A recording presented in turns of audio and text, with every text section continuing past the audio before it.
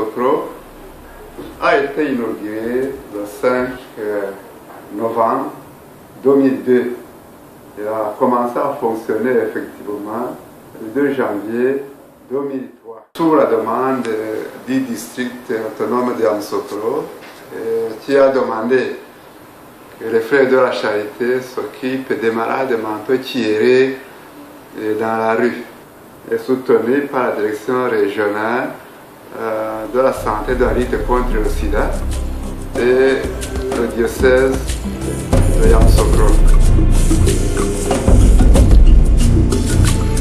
Sa capacité d'accueil compte 32 lits pour les malades aigus et il y a encore 12 lits de réserve qui sont dans la maison dite de réhabilitation. C'est cette maison que ONU d'ici et OMS, sous la supervision de SILAD et le comité interministériel de lutte anti-drogue, est en train de réhabiliter afin de prendre en charge les usagers de drogue.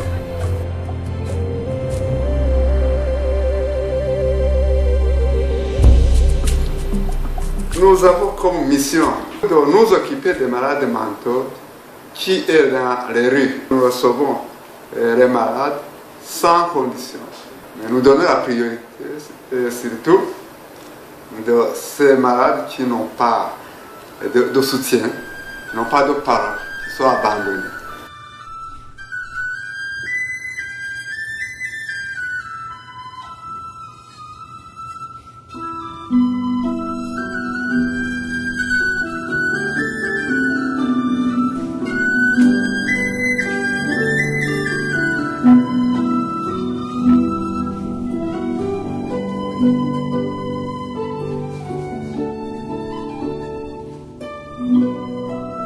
Nous, les frères de la charité, ça fait déjà 200 ans que nous sommes dans la santé mentale.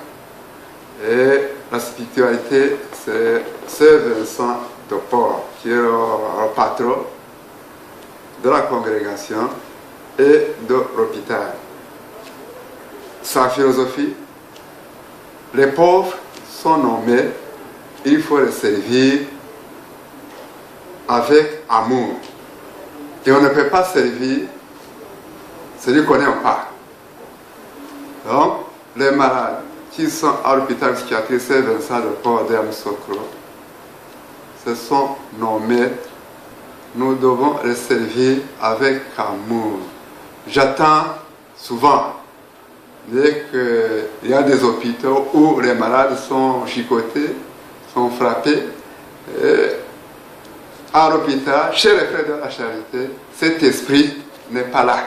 Si nous disons que les malades sont nos maîtres, si nous les frappons, nous avons frappé nos maîtres. En tout cas, le cadre est vraiment propice pour le repos. Cet endroit, c'est une maison de repos. On vient ici pour se reposer. Et puisque c'est tenu par des religieux, il y a aussi la vie en communauté. On nous apprend la vie en communauté, on nous apprend à vivre entre frères.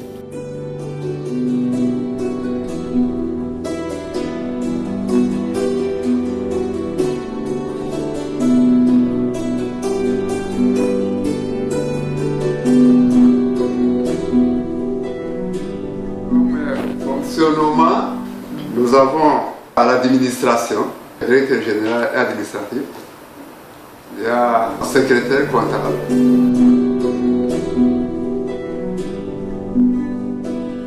L'équipe médicale qui constitue accueil, consultation, les soins infirmiers, la pharmacie, le laboratoire biologique et le service de EEG.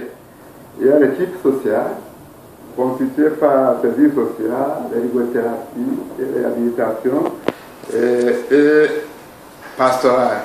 Il y a l'équipe technique qui constitue la logistique, l'entretien, la cuisine, et la ferme, et le jardin, et sécurité.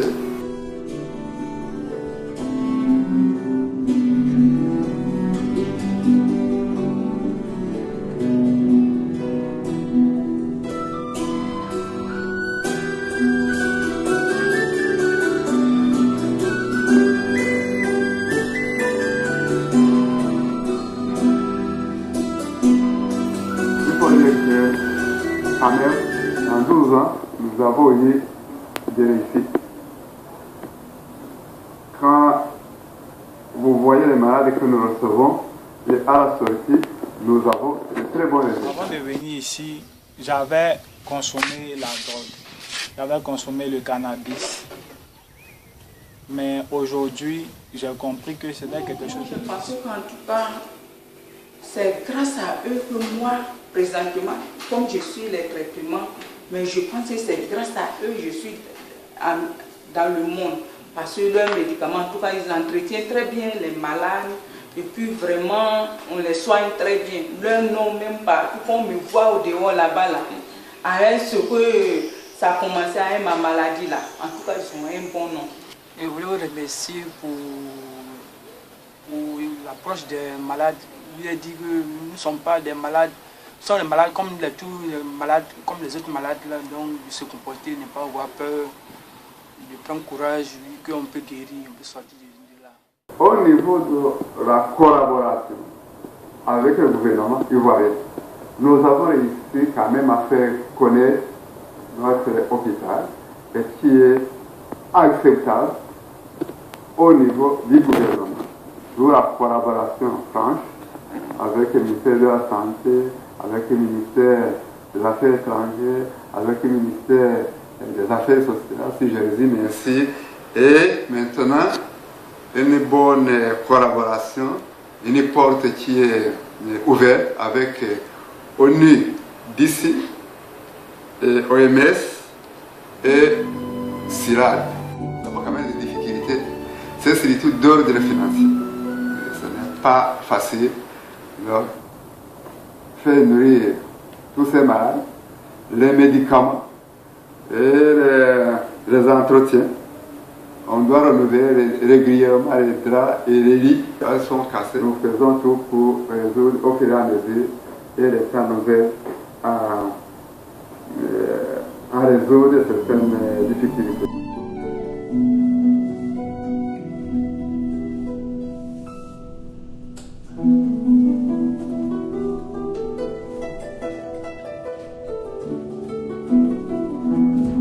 Et des projets si nous pouvons agrandir l'espace thérapeutique, c'est-à-dire la ferme et le jardinage. C'est important pour la prise en charge de nos malades. Et puis, nous avons besoin de faire des passages handicapés. En construisant l'hôpital, c'est dommage, on n'a pas pensé à cet aspect. On doit penser aussi à sécuriser la cuisine. Tel que se présente maintenant, il faut mettre une délimitation, sinon c'est dangereux pour les malades. Des projets, il y en a beaucoup. Nous n'avons pas de salle, par exemple, polyvalent, nous n'avons pas de chapelle. Ce sont des projets qu'on peut développer dans le jeu à venir.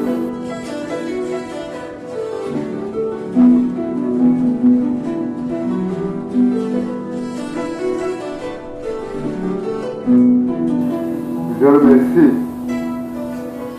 tous qui nous aident, en commençant par Dieu, le Tout-Puissant, et qui nous donne la force de nous occuper de ces enfants.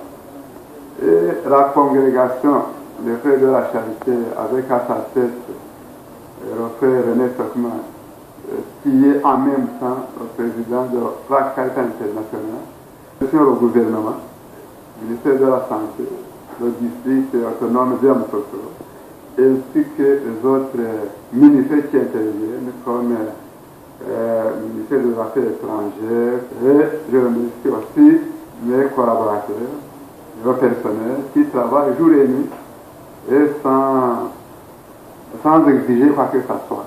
Je vous remercie.